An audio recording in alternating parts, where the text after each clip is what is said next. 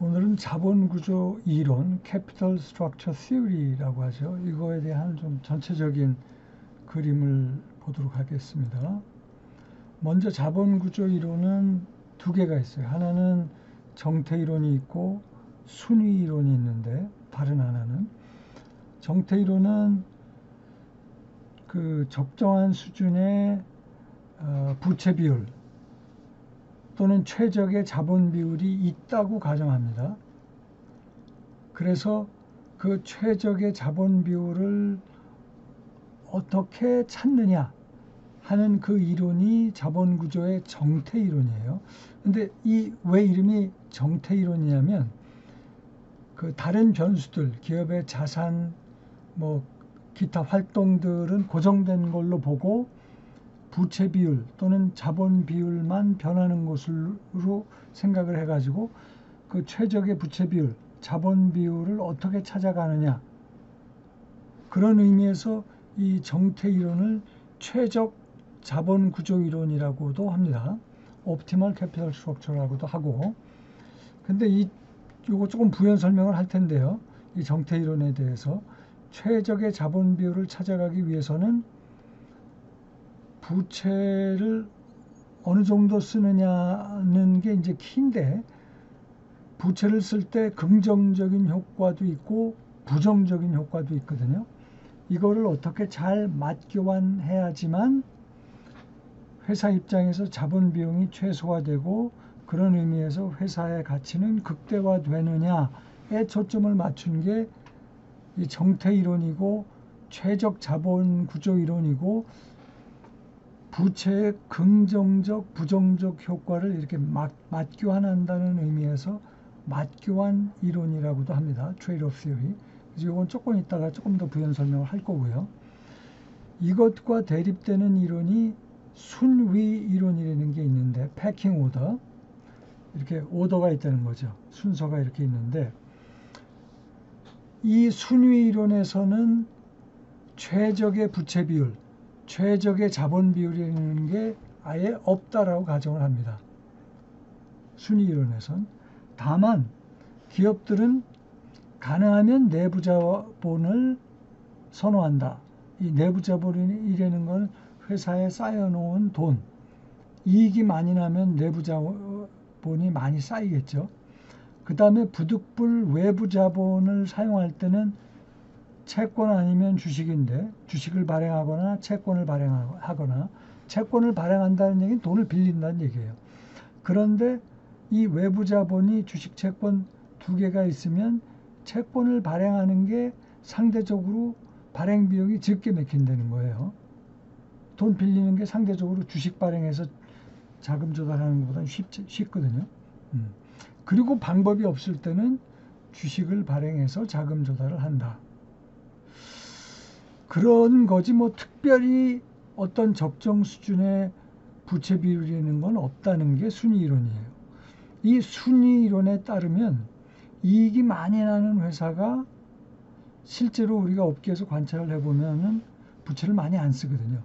그 이유는 이미 이익이 많이 나기 때문에 내부 자본이 충분하다는 거예요.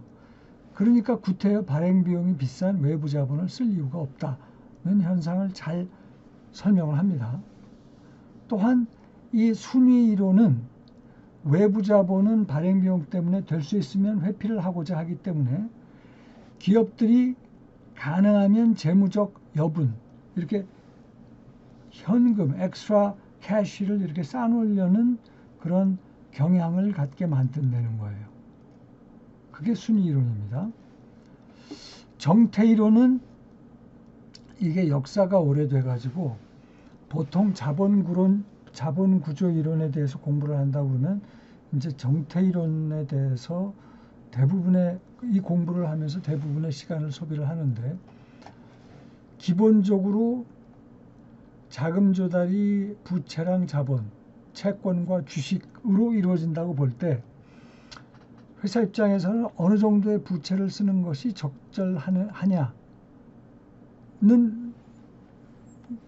그 질문에 대한 해답을 찾는 거예요. 결국은